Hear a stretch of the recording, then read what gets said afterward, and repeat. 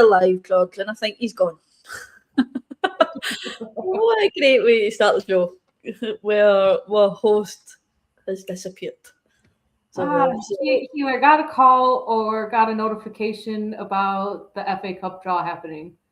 James has it on in the background anyway, but I have it on my TV. I'm going to obviously say hello to everybody and welcome back to the Arsenal Women's Chat Show before obviously George came back. George was with us, but he's currently disappeared and I don't know where he's went. So obviously we'll continue on with him until he comes back. So obviously tonight we're going to review the Aston Villa game, obviously in the FA Cup, which Arsenal beat them 2-0. That takes us through to the 5th round of the FA Cup, which the draw is currently happening at the moment. So we will talk about that as the show goes on.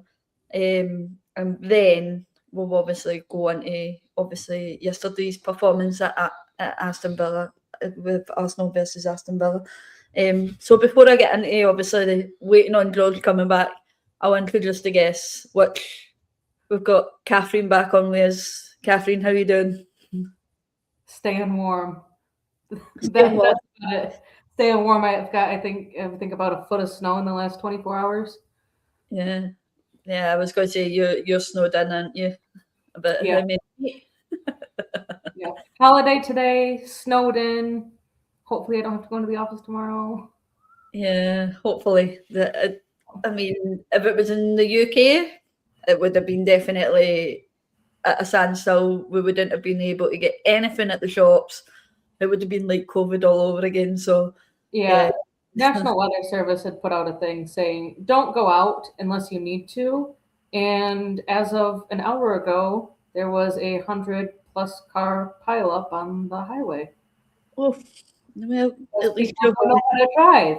At least you're home and you're safe and you're with us. So obviously the next guest, as you can see, is my wonderful husband sitting next to me. I know how he's feeling, but you don't know how he's feeling. And here's George back. Sorry, that was a disaster. Sorry about that, guys. Someone called me and I ended it, and then I called again, and I ended it again. By the time it took me to type to stop calling me, and then someone else called me. So, if you're watching the show, please leave me alone from now till 8 p.m. Right. Evening, everyone. Sorry about that. I'll probably get crap for that in the comments, but never mind. You can't help it being popular. So, how are you, Laura? You okay? I'm all good, yeah. I'm a bit tired today. I don't know what's wrong with me. I don't know if it's a cold air in Scotland. It's just making me feel like I just want to stay in my bed and wrap up warm. But hey ho, got to live with it and move on, haven't I?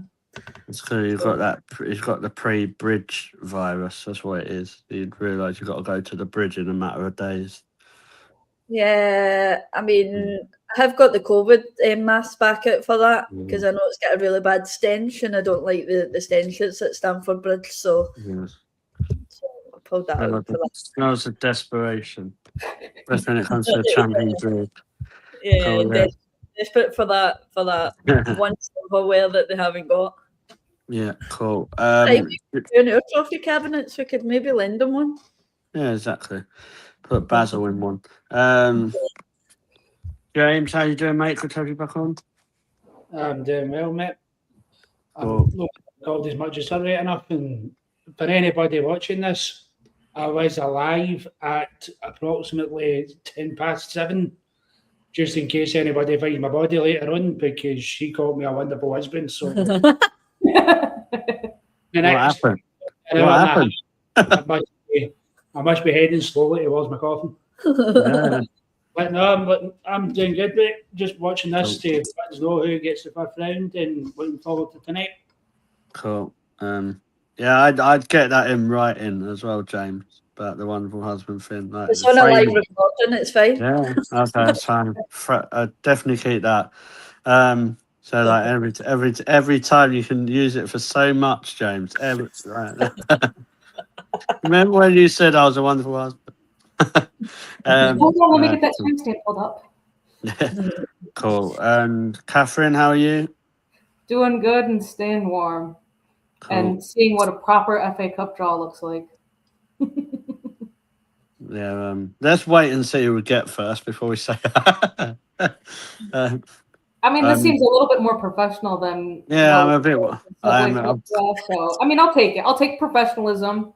They've got some cool packages that seem to be going along with this thing. Arsenal must have gave them some of the £25 million that they've revenued, you know. Yeah, I've got a bad feeling who we're going to get, so I'm not going to say too much. We are number 6. Yeah, I just got a horrible feeling. But anyway, evening to everyone in the chat. Who do we have in the chat? Have we got anyone yet? We do. Catherine obviously was the first one in, like she always is. We'll get Mr. Darren Wells and giving it the good old Stina saves the day again, getting in early. No. I'm not having that. Not this early. Stina saved the day. I think there was you've got to bite out of me there, Darren. I think it was a certain Kimi Esther in the midfield that saved the day. Let's not get that twisted. I still remember Stina putting one wide. Kev's in saying, I would say evening, but that seems a bit excessive. And he said, OAP rule, Kimmy. Oi. Ryan says he'll keep us updated with obviously the draw, but we do have it on in the background. But hello. Yeah, we'll see who breaks it first. Mr. T, I'm thinking that's Paul. Paul.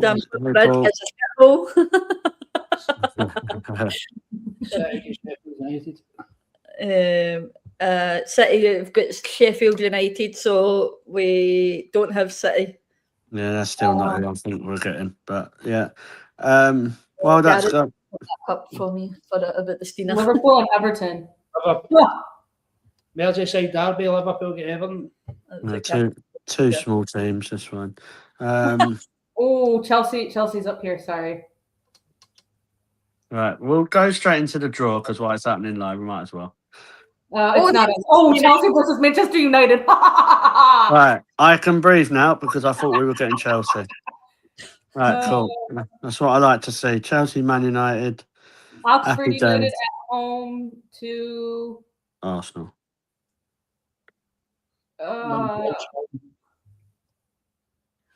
Charlton. This is. I don't even know who's left. Peterborough are not in it, are they? Imagine that, George. It'd make a change for me to go to a game that's 10 minutes down the road. Who would we both support? Posh or Arsenal? I'd support Arsenal and say Brighton. West Ham at home to Brighton. Let's see, number 14. That's good though that Man United get Chelsea because that means one of the big teams are out. Yeah. London City against. Probably done. Tottenham. You got Tottenham. I see what I wanted. I wanted Spurs. I think. No, we didn't get Tottenham. London City Lioness has got them. Birmingham City. I think this might be. I think Arsenal's going to get Birmingham City. That's just my guess. Nope, it's not us. We're ball 6. That's all I know. We're going to be the last ones out, aren't we? Yeah, it's just going to be a matter of are we home? They do realize I've got a show to do, don't they? Yeah. Arsenal are at home. Home draw. Arsenal are at home. But at Meadow Park, brilliant. Darren will be happy, and we're happy, won't he? And we'll get Bristol City. Is it? Didn't we play Bristol City last year in that FA Cup, or was that? Yeah. So it's Bristol City. Cool. So Arsenal, massive game, hard game against Bristol City. It'll probably be at the what did I call it the other day? Meadow Park. I did say graveyard, but no, we'll go at Meadow Park. So Darren will be happy. Back at his home. Arsenal, Bristol City, Meadow Park, FA Cup 4th round. Arsenal should be getting through to the 5th round there, where either Chelsea or Manchester United will be out. Because due to my maths, and I'm not very good at it, but I don't think both teams can go through because they're playing each other. Are you feeling all right? Now she got that laughing emoji on the end. We're all good. Well, what's he done now? She's pulling my fucking leg. That's what she's doing. All right. Yeah, it says Bristol City will smash us. With a crying with laughter emoji.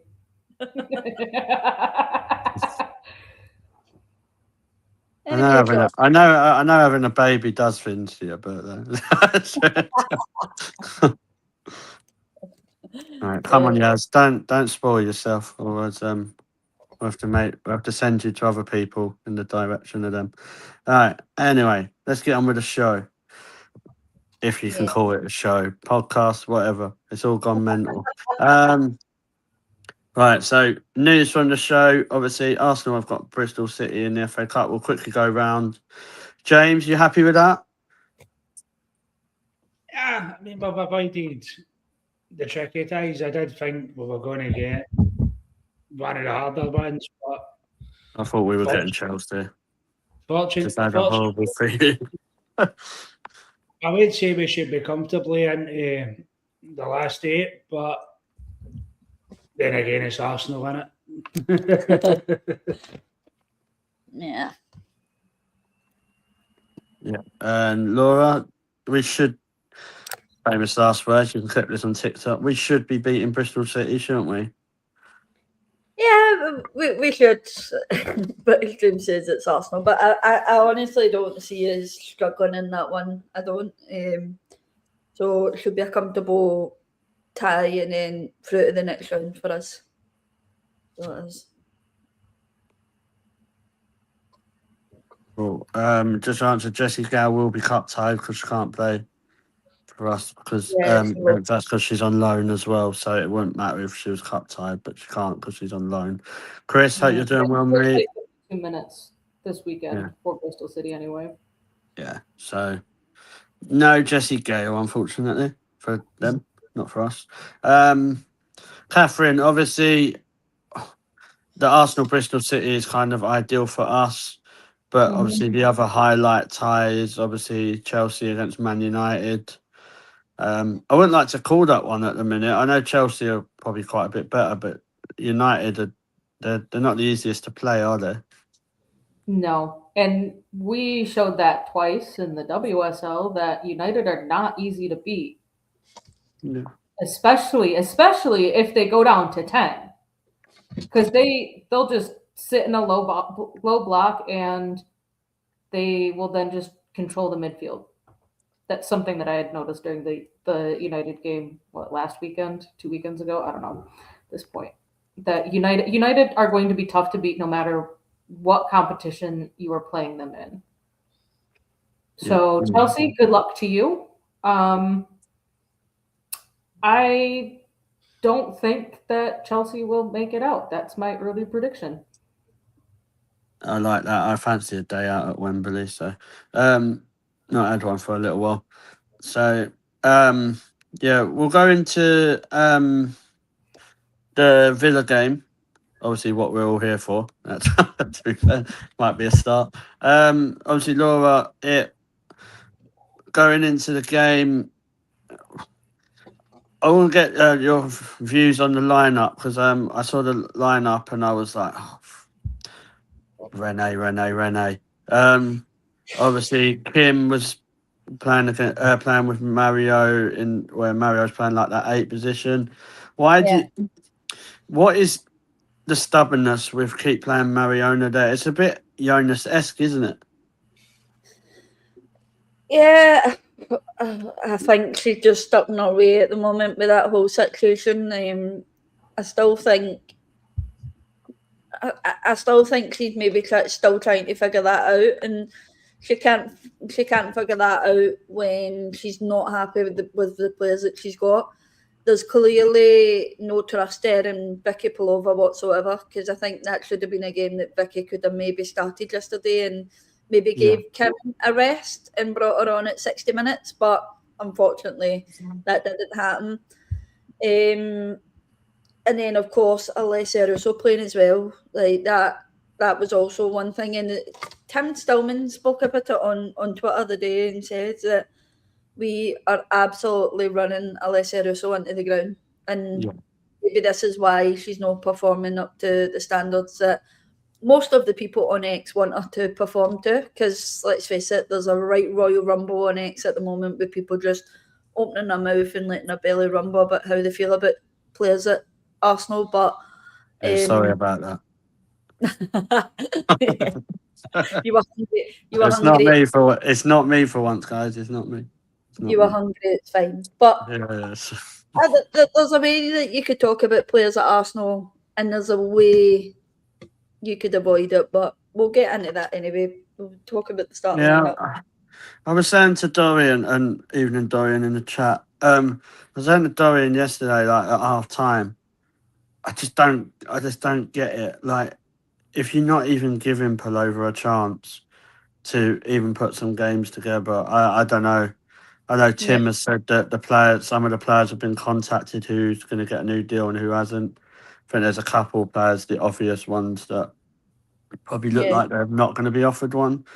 But I just think yesterday was a very good and not a perfect opportunity for Pullover just to play in that 8 role. You could have played Mario in the 10. And if you want to start Stina, fine. Like, I don't think she starts that well, if I'm honest. But if you want to start Stina and put Russo on the bench, bring her on, vice versa, then do that. Like we all moan about the injuries that we've got, and that's fine. But if there's players that are available in a certain position, to at least give them a chance and give them that opportunity. I just don't understand why they're not. Obviously, Renee knows a lot more than I do, but I don't know. It's a bit weird with the Pullover situation. I do get why she maybe put that starting 11 out, because let's face it, in that FA Cup tie, we got one of the toughest ones that we could have in that stage in that round. Like, I think we were the only team, like one of the top 3 teams that was playing one of the other WSL teams. The only other game that was WSL versus WSL was Spurs versus Leicester. Yeah, but then they are not really that's a fixture that could go either way. But we know over the previous 3 games of playing Aston Villa, we've really struggled. So in terms of our team selection and maybe not wanting to maybe start Pullover, but we know we've seen what Pullover can actually do when she's at her best, but she's just not getting the minute. We said this about Cody last week as well. She's just not getting the minutes at the moment to prove anything. And that scares me, because we are running players into the ground. We've seen it with Leah. But Leah was back all of 3 games, and she's injured again. And that's simply due to lack of rotation. And we've said it time and time and time again. But clearly Renee just doesn't trust the bench that she has. Yeah, that's the indication I get. James, coming to you, it does look like she doesn't really trust the bench, or like she's just stuck in her ways, because like what we were just saying, it was a perfect game for people like Pullover to play in if you're going to give her that opportunity. Because what my attitude with it, James, as well, is if you're not going to give her opportunity, why don't you try and get some money for her if you're going to, and sell her in January and replace her? Yeah, I mean, we could say that. I think we could say that with a few sort of players. Obviously, Jenna being another that we kind of have chucked to one side recently. As you say, naming a few, Cody as well.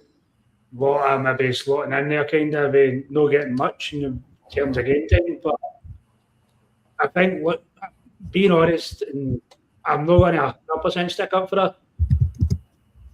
I think looking at it was we can't let history repeat itself here.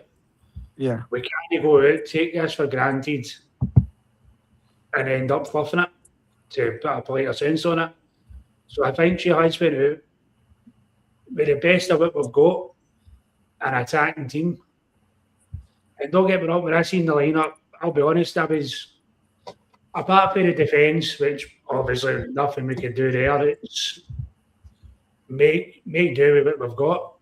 We actually like to set up like a pretty solid attacking team, and then the referee blew the first whistle and it all felt legit. So I think I can't see much coming in January. I think this summer needs to be the right. We need to take this a lot more seriously now in terms of who we're keeping, who we trust, who we want to, and start refreshing that team. Yeah, I agree. I don't think we bring much in January. The only thing I could have seen maybe doing is a pre-contract thing with Stanway if that was what they wanted to do, but on a free Lioness where we heard that before. So, but yeah, Catherine, kind of going to you. Obviously, we went through the first half and it wasn't the greatest, was it? It was really like intermittent. It was quite dull. Do you think that was the way Villa was set out, or do you think that obviously goes back to sort of a mentality thing as well, with us not playing that fast, zippy football? I think Villa were going out to if Villa were going to score in that game, it was going to be in the first half, and I think they kind of showed that, especially in like the first 10 minutes where we were all getting a little bit anxious with how Villa had started the game out, and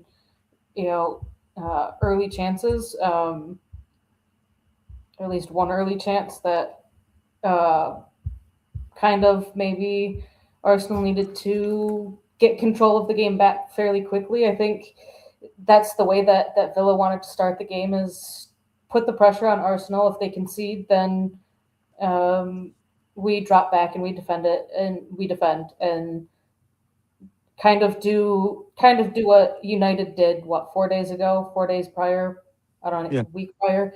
I don't even know. Time is a construct I can't get my head around right now. But just do what United did when they went down to 10. Just drop back and defend. And if Villa were going to go out, score a goal in the first 10, 15 minutes, then they were just going to drop back. And I think after, Anna Patton had a shot on target in the 14th minute.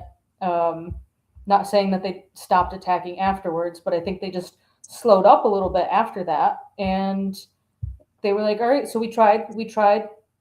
They got the save in, and now we're just going to drop back and kind of let them come at us, and then we can try and get the ball back and maybe try and do a counter. But to me, Villa did not, outside of the first 15, it didn't really seem like they were going to win. And then when we had gone 2 goals up, then they were like, oh, maybe we should try and score a goal. Yeah. But that was just kind of how I was seeing it. Yeah. Josh, can I ask you a question? Sorry. What is your whole perspective on the whole Taylor Hines thing? Because again, that confused me yesterday on why she couldn't start Taylor Hines and give Katie McCabe a break. Like, what has Taylor Hines done recently that she's dropped so far back onto the bench and not even getting minutes? I don't think it's anything like what she's done. I think Renee. I think it goes back to Renee not trusting her whole squad, and I think she goes back to what probably got her through and gave her most successful thing, and that's having probably Fox, Leah when she's fit, Lotta, Catley, and McCabe. Yeah, I agree. Yesterday I would have played her because I thought that was a perfect, like we said, like people like Palova and Hines. That was the sort of games that you'd want to be seeing them and be at least starting. But I'm not really sure, to be honest. Like, obviously we don't know what's happened in training, if anything's happened. But I think we're seeing like Hines as probably as the backup for McCabe now. Like, obviously when Fox went off, obviously Holmberg come on, didn't she? So I think maybe I'm trying to think when. Like, the problem is, like, like the next couple of games, I probably don't see us starting either because obviously it's Man United and Chelsea. Like, I don't know if that Leicester game was still there. Maybe I could have seen her planning that because I think that's the big thing. You've got to learn when you're doing rotating, and it's all right having a big squad, but you've got to try and play everyone all at the same time, which obviously physically is not possible. But if you don't feature the players that are on your bench a fair bit, when you want them to come in, they're massively off. Like they're miles off of it, aren't they? So, like how can you expect the players, like say, like we've used them as example, Hines, Pullover, even Caitlin Ford, even though she's offering nothing, but she's not really she hasn't started the game for quite a while, which I know that goes down to form, but I just think the step off is a massive gap. Caitlin Ford, he's talking about. Ford. I was like, all right, that's what I thought for a second. And to Dorian's comment there, we have a game Wednesday. Perhaps Taylor is more suited to.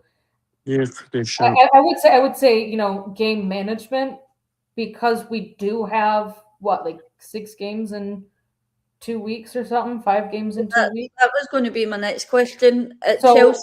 So for that whole thing at Chelsea, who do you start, Kate McCabe or Taylor Hines?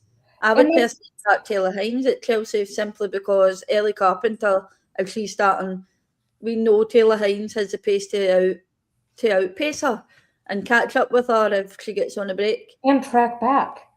Yeah, I looked at a couple of heat maps between, when McCabe was starting, when Ford was starting, when Olivia Smith was starting, where even Caitlin Ford was sitting when she would come on for Olivia Smith. And more times than not, McCabe spent more time in the final third on the left wing than she did backtracking. And I know that part of that has to do with, how much possession we end up having and where we have control of the ball. But the fact that there were essentially 3 players, because even Mariona would start floating out to the left wing position, we would essentially have 3 players in the same, 6-yard radius of each other, instead of, maybe some people getting into the box. But I think Taylor Hines, she probably won't play against United. I think I would like to see her play there, but someone had put out on X, Twitter, whatever the heck you want to call it, that because someone was like, why isn't Hines getting minutes? It's hard to fight for a spot against an in-form Katie McCabe. And that's what someone had said. I'm like, okay, but Katie McCabe in form lasts about 20 minutes of the game, not 90.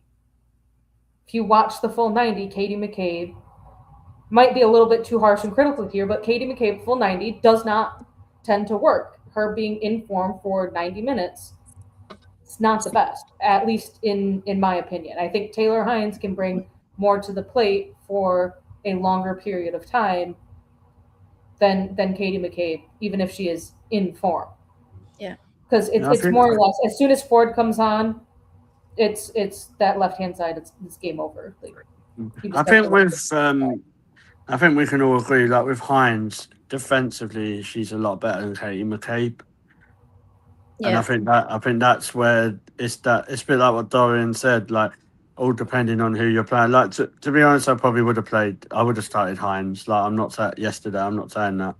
But when McCabe's actually playing okay, which from an attacking point of view, she's actually not doing that as bad as previous games this season. I think that's what's obviously with Hines, that's the difference. Defensive, if you put Taylor Hines and Katie McCabe together and morph them into one player, we'd have a very good left back. So, because obviously Taylor can defend, but I don't think her attack is as strong as Katie McCabe's, which people will be shocked with that because I don't normally praise Katie McCabe. So, but it's a good question. So, anyone who wants to answer that, put that in the chat as well, and we'll read it out.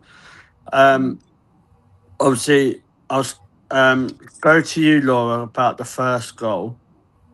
Because I know there's stuff you want to talk about with that. Yeah. There's most definitely is, and I'm pretty sure many other people, if they're on Beth Mead's side, would probably agree with me. So, as most people have seen over the last few days, well, since yesterday, that again, Beth Mead comes under fire when we've already discussed that we would rather Beth Mead start a game over Caitlin Ford at any time at the moment. And as Kathleen clearly touched on when I spoke to her about this earlier on, that if you're not wanting Beth Mead on a pitch, who are you wanting on the pitch from our bench? Because Caitlin Ford has provided nothing. Chloe Kelly is injured. Who's left? I think she's been one of our best players. Yeah, and I do think about that. This season. And I'm sure one of the tweets I seen was about what does Beth Mead do that Renee keeps her on a pitch for a full game, and it was something that Beth Mead's dad had touched on. So what I'm going to pull up is a video leading to the first goal, and you can tell me what Beth Mead does that gets us the first goal.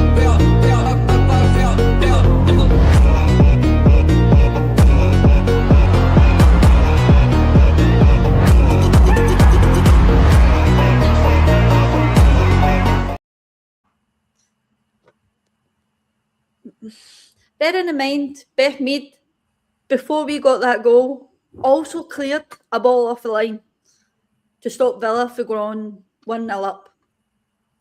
And is that the Beth Mead that set up the winning goal in the Champions League final? Yeah, what else are people expecting from her? Are they expecting her to pull the world out her ass? Because that's certainly not what we're going to get. I don't know what people are expecting from her. I really don't. I think she's one of these players that gets criticism very unduly and very, very quickly. For I me, think no matter what she does, she could score a hat trick, and these same people that are like, oh, she doesn't deserve to be on the pitch right now, is because she gave up the ball and the other team went on a counterattack. They didn't score from it, but she lost the ball. She's at fault. But then most of the players at Arsenal right now are capable of doing that. I saw Mariona give the ball away quite a lot in the first half.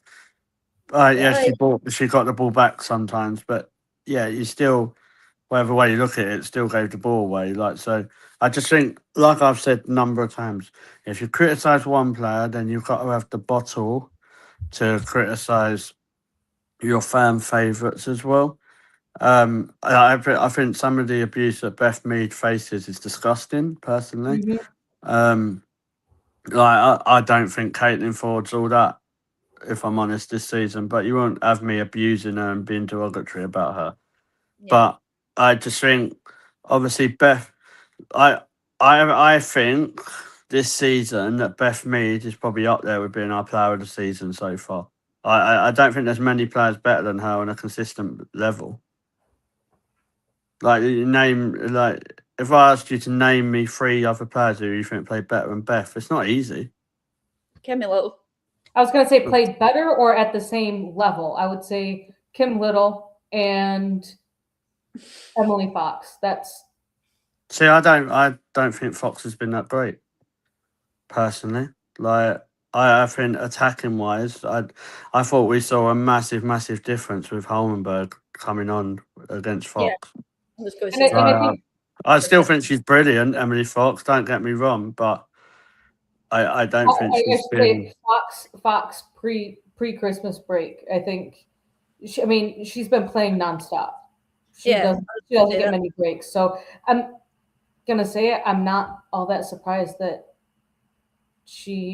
I know that it was concussion protocol substitute, or as some said, it wasn't a concussion sub. It was just a precaution because she is concussion prone. She gets run to the ground. It was concussion.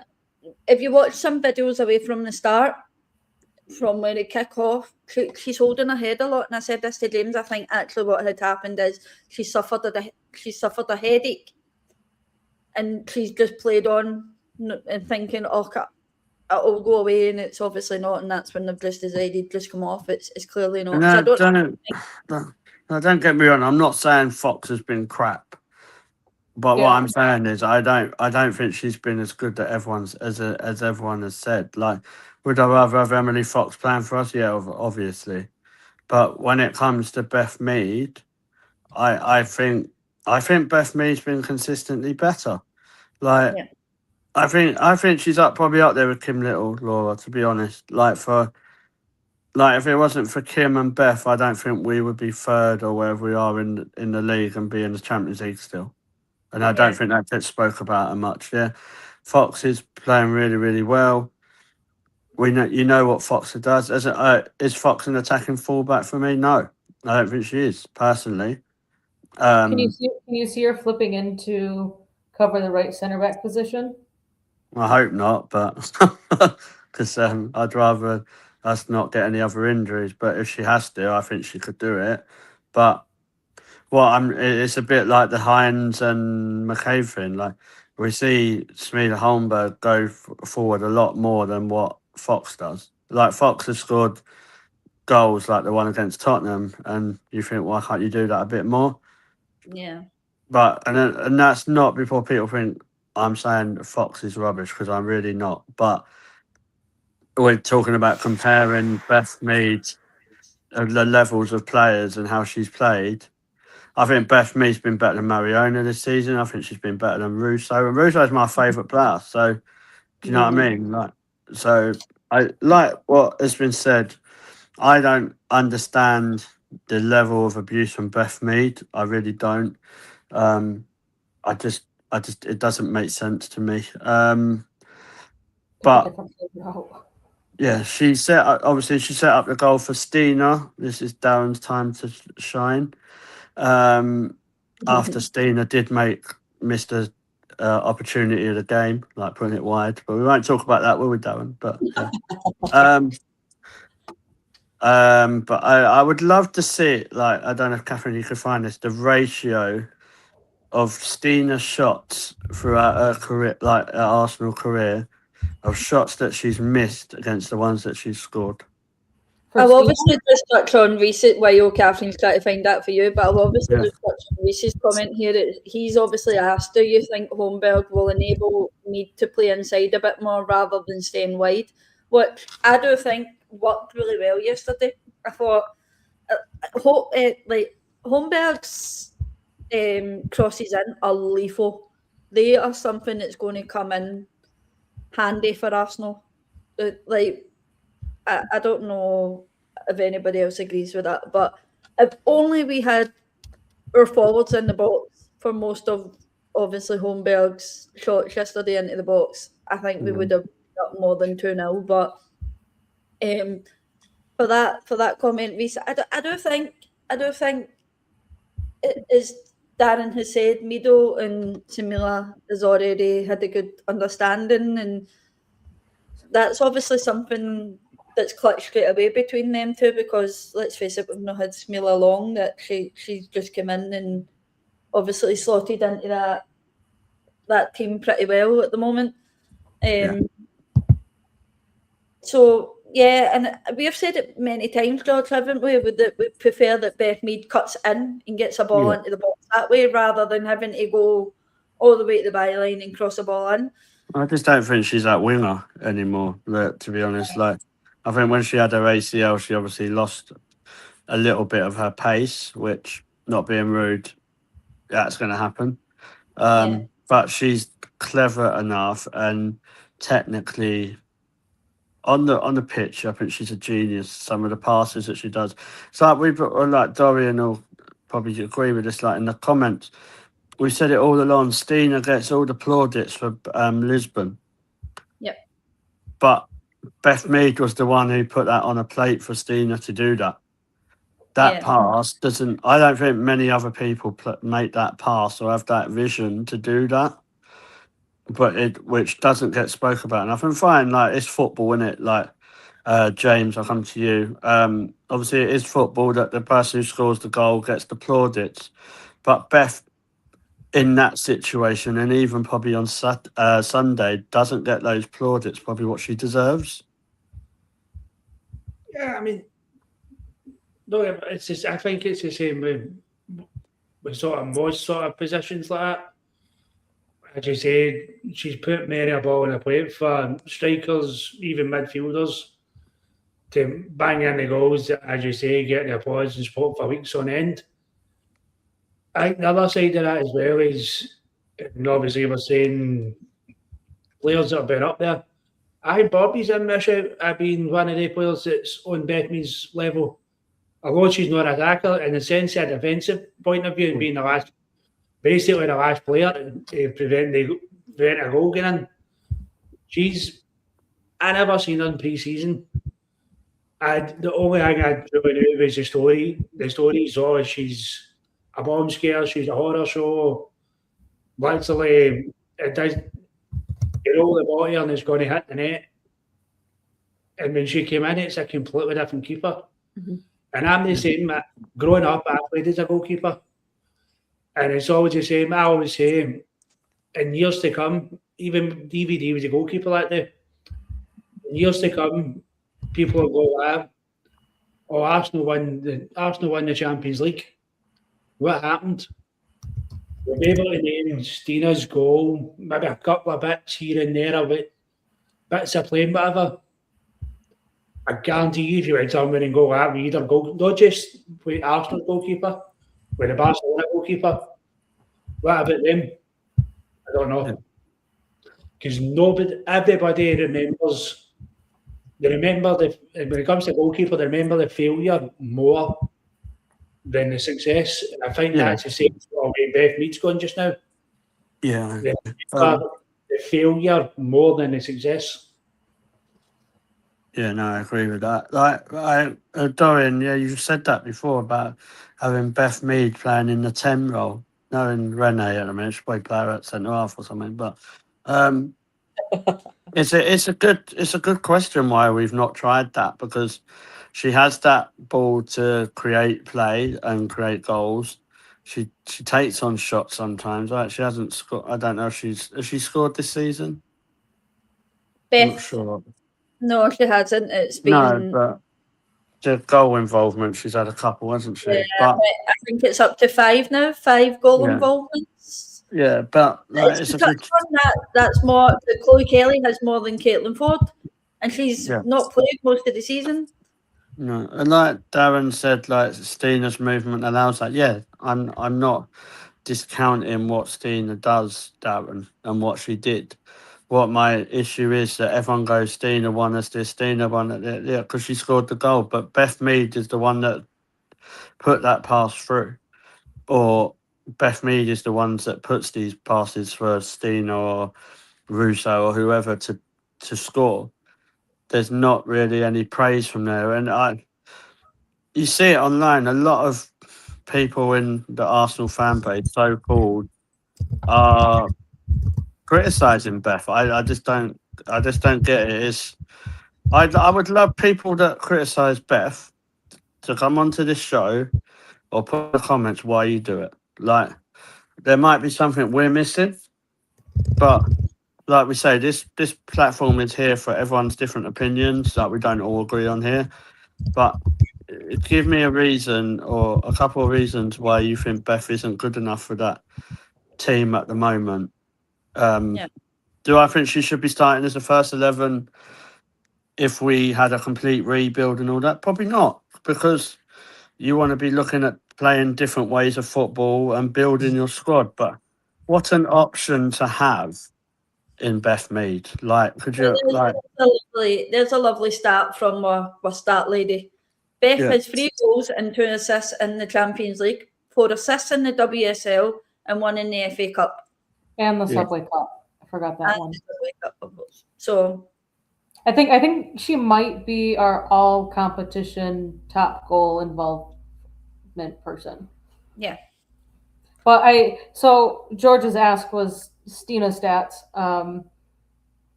I don't have how many times she's gotten on the end of crosses and has just failed to do anything. I don't that I don't think is available out there, but I kind of looked back at the 23-24 season, the 24-25, and the current season.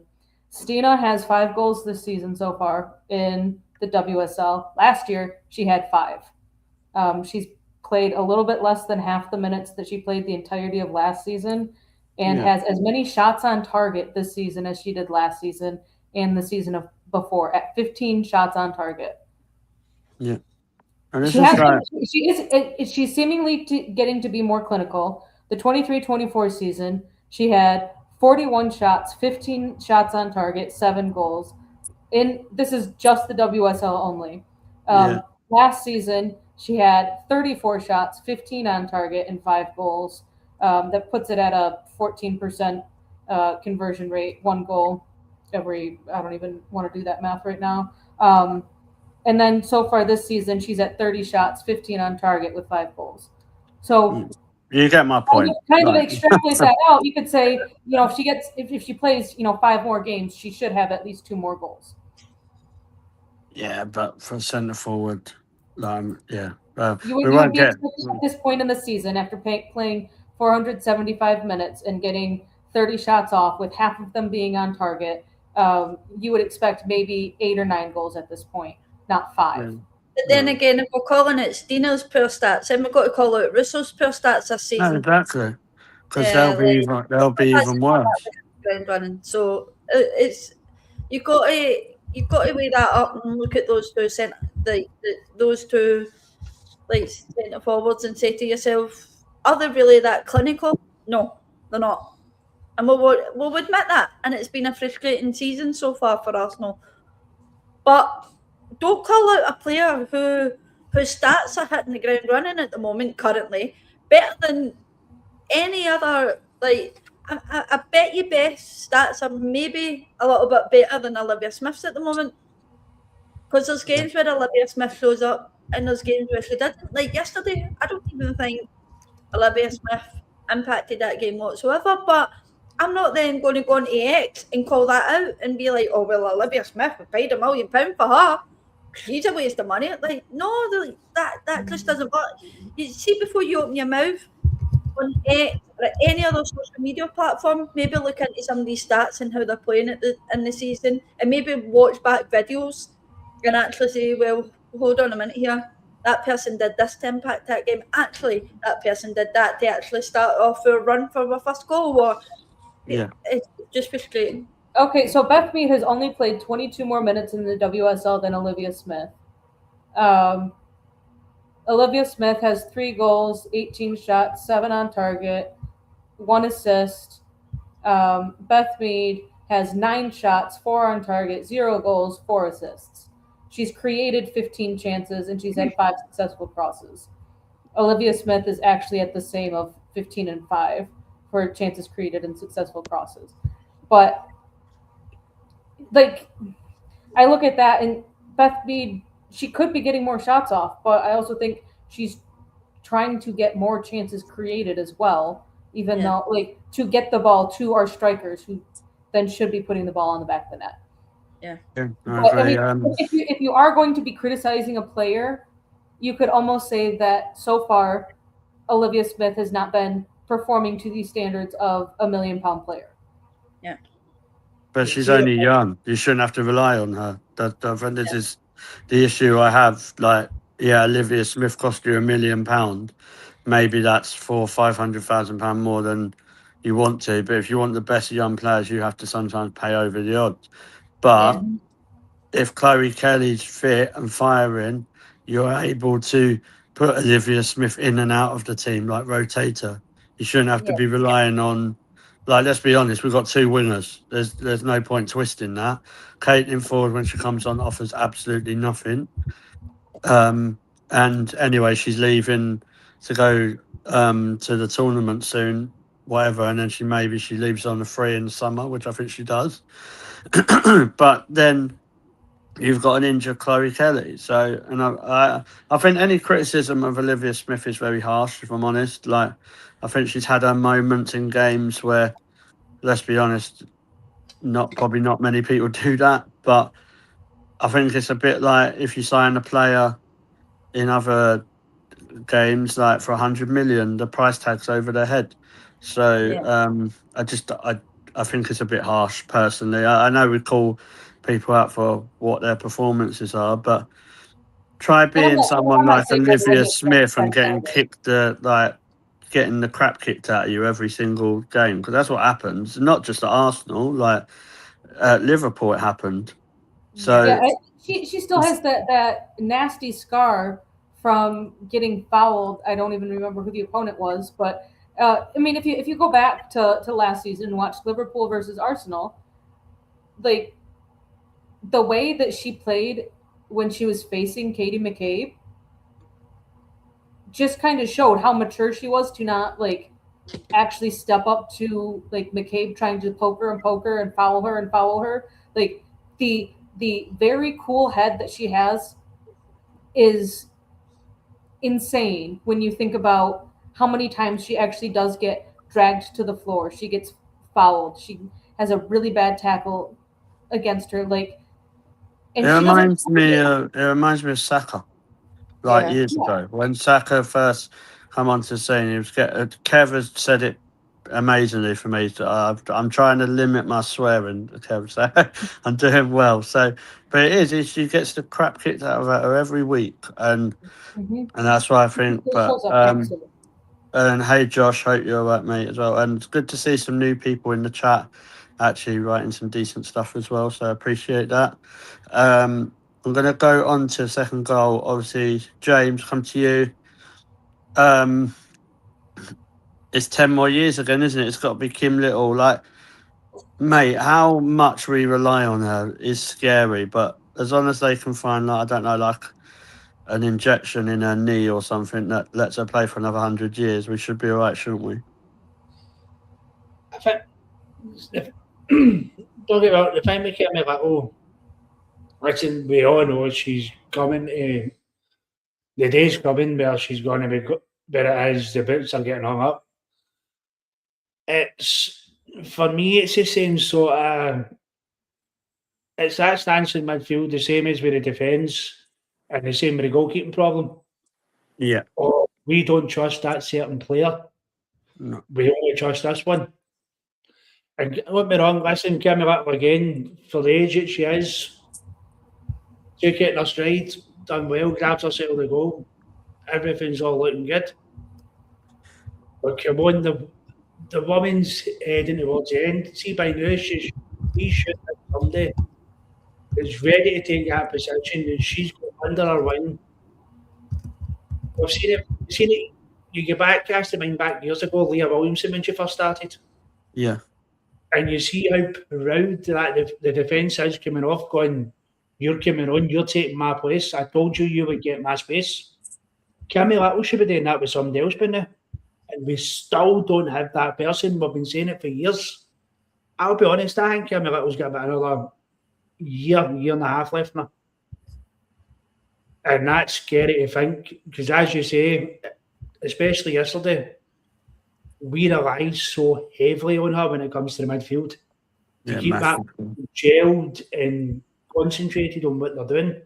We have no midfield, do we? Let's be honest. If Kim's not there, we have no midfield, and that's even with Mariona in it. I'll be able to see my frustration yesterday, and I said it obviously in the live chat. I didn't get to see. I caught a good enough of the game. I didn't get to see it all, but see large parts of what I was watching. Like that when Aston Villa were breaking up, and we've done it season upon season now. They're getting like that corners and they're getting into tricky positions where they can take a shy and swing a ball in. Yeah. And we were playing at the weekend there with two registered strikers. One's in our box defending, and the other's about 20 yards inside our own half. Yeah. Why? If Bobby catches that and Lotta gets a header on it or anything, all of a sudden we have no way to counter attack. Steiner ain't going to be able to run 2/3 of the pitch by herself. We're completely outmarked. Villa's instantly straight back, snap back, everything in place, and we lose that counter attack momentum. Yeah. Whereas once we kind of get the first goal, we've seen it more. Even when Villa were coming forward, it was that sort of slightly more comfortable. I don't need to go up there now. I don't need to worry. It's as if we panic oh, we're going to lose the first goal here, and if we lose the first goal, we lose the game. And I'd like to see more of it. And I think Kimmy did have a part to play in that, because the full midfield kind of went back almost as a second line of defence. But you've got to blame, to me, you've got to blame Renee for that. Yeah. As you say, we see it against the bigger teams, pushing up to almost playing near enough 6 up front. And they all can't shoot. But you get I get the concept. We're that impacted on ourselves to try and break forward, and then we talk about, obviously we were talking earlier about players burning it. There's where the burning is happening. Yeah. We're now asking, like you said, Kimmy Little, who's at the tail end of her career, sprint from one end of the pitch and try and create something up the other end. Yeah. Come on, work her in it. But don't get me wrong, I just say, I think she's had a brilliant game, and so far, touch the area wood, she's had a brilliant season. Yeah. But we need to be careful with her at the same time. Yeah, of course. But yeah, so yeah, obviously we got through, luckily, like got the couple goals that got us through. Just because of time, we'll move on quickly just to preview the Man United game, and then we've got a giveaway. I have remembered. So what I'm going to do it a little bit different just because of time. I'm just going to go around and get your predictions, and then you can say what you think about the game as well. So, Catherine, I'll start with you. Obviously, we've got Manchester United on Wednesday in the semi-final. What's kind of your predictions with that, and what's your views going into that game? Wait, are we home or away first? It's one. I think it's only one game, isn't it? So it's at Meadow Park. Oh, I was thinking it was a two-leg. It's got to end on Wednesday night. Yeah, no, it's not two. It's only one game. I have that sinking feeling that it's going to go to penalties. I don't want it to. I think if it's going to be done in 90, it's going to be like a 1-0 game. Otherwise, it's a horrible feeling to have to go to penalties. And then now it just comes down to, okay, which keeper is going to be fit and in goal, and who's going to be our penalty queen. Cool. Reese, I think, just to answer your question, I wouldn't be surprised if we were waiting for the summer, because I think we will bring 2 midfielders in, and you'll see probably her and I keep going Stanway because I feel like that's the one we've got to do. But yeah, I don't know. We risk a lot, mate. Yeah. Cool. Darren has said 1-0. We all know who he probably thinks will score. 1-0 with a Kim Little shot from outside the box in the last 10 minutes of the game. Yeah, people will lose their head. I can't remember the last time she ever done that. It's been a while. That's one of the things that we need to do more, though, is just shoot from outside the box. Oh, yeah. Shot! He's went with Alessia Russo. Oh. He's cheating on Stina. He's only said that for fishing stuff. That's what he said. Cool. But if Russo does it, why not against our old team? It'd be nice. James, what's your prediction and kind of thoughts going into it? I'll be honest, I think it's going to be, especially being Meadow Park, man, you're used to the smaller, tighter pitch. I think we're going to struggle. Yeah. I think we'll scrape it out of the line. I'll go 2-1 in extra time. And depending on who our wingers are, Beth Mead, who we fling on, will be the goal hero. Yeah. Caitlin Ford, the goal hero. Yeah, we'll see. I don't think that'll happen, but we'll see. Laura, kind of same question for you. Do you want me to give you an upset? No, say what you want. If it gets us more views and subscribers, say what you like. I think we'll get beat. I do honestly think. That saves me money then. I do think Man United will tip it over as a 2-1 win. So yeah, as Catherine touched on, a tighter pitch, Man U like that. They're going to sit back, and I think they've got Ella Toon back as well. Oh God! And 5 strikers they can choose from. And of course, I've got Leah Schuler, who obviously scored at the weekend there, her first goal. Against Burnley, though, like Tullis Joyce plays our silly little games, and that's going to frustrate Arsenal even more. Yeah. So, yeah, I think it's going to be a 2-1 defeat. Cool. I'm going to go. I think it'll go to extra time and we'll win it in extra time. I think it could be time for Matt. We might see Mariona do something special, but yeah. Am I confident? No, not really. So we'll see what happens with that. But I'm sure you'll hear the highs and lows from the watch along. I might be able to pop on that at some point because I'm not actually at the game because I had pre-plans with Tash, so I didn't want it to be my funeral, and that's why I'm missing Brighton away as well. Because if I said, "Oh, sorry, I can't do Valentine's Day because I'm going Brighton away," yeah, It'll be your funeral before your wedding. Is that what you're trying to say? Yeah, sort of, but yeah, yeah. So yeah. On that note, a game I will be at is Chelsea because I ain't missing that. But I'm going to pass you to Laura for our giveaway. Yeah, let me see how I do this again. It's been a while. Share screen. Can you just spin it, Laura, normally? Yeah, I do usually spin it. Does that come up? Well, you said you forgot how to do it, so I was just helping. Like, you just spin it. You're a sacky wee cunt these days, aren't you? Yeah. Is that coming up for people? Yeah, I can see it. Right, okay. George, there's no point in asking you because you tell me no. So here we go. George, can you see it? And the winner is... Oh, that just missed then.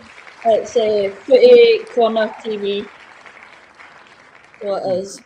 So Sparks.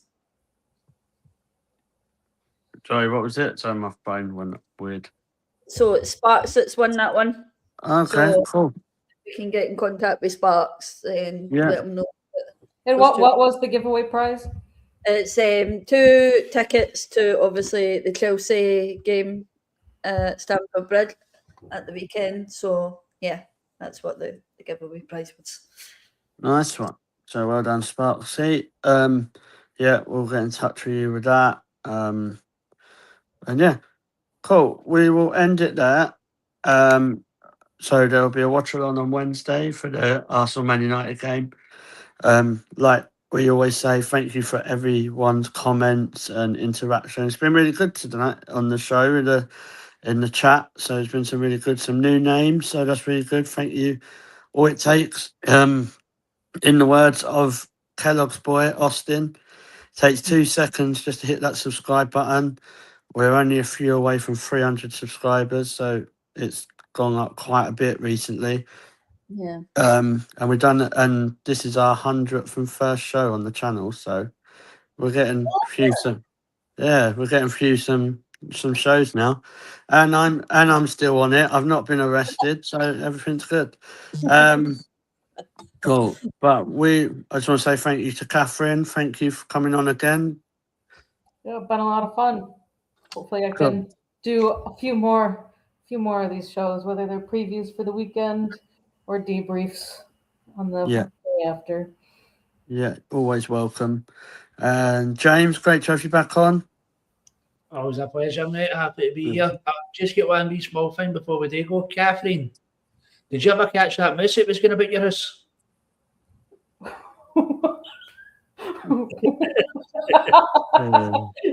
If anybody was in the watch along on Sunday, they would understand what that's about. I have no idea what you said. He said, "Did you ever catch that moose that was going about your house?" No. Do you know what's really? You know what's really bad? I actually understood it the first time, so I'm learning. I'm learning the accent. I think. Yeah, George. Back up like yours, not teach you. I'm not eating those snotty chips. But yeah, cool. Laura, thank you for everything as well. I'll see you guys on Saturday. Yes, I'll be there on Saturday. That'll be my first one of 2026 along with James, and then it'll be Little Man's first game as well. We Ryder will be there, so yeah. If we win, Little man's allowed in. Yaz can stand outside saying Bristol City can smash us. So yeah. But yeah. So yeah, thank you everyone. Obviously, remember, please subscribe and obviously keep an eye on the channel, and please subscribe to Mr. Arsenal podcast as well. Some good shows coming up, and we will catch up with you soon. We'll have a show on Friday, but yeah, join the watch along on Wednesday, and good night. Come on, you Gunners.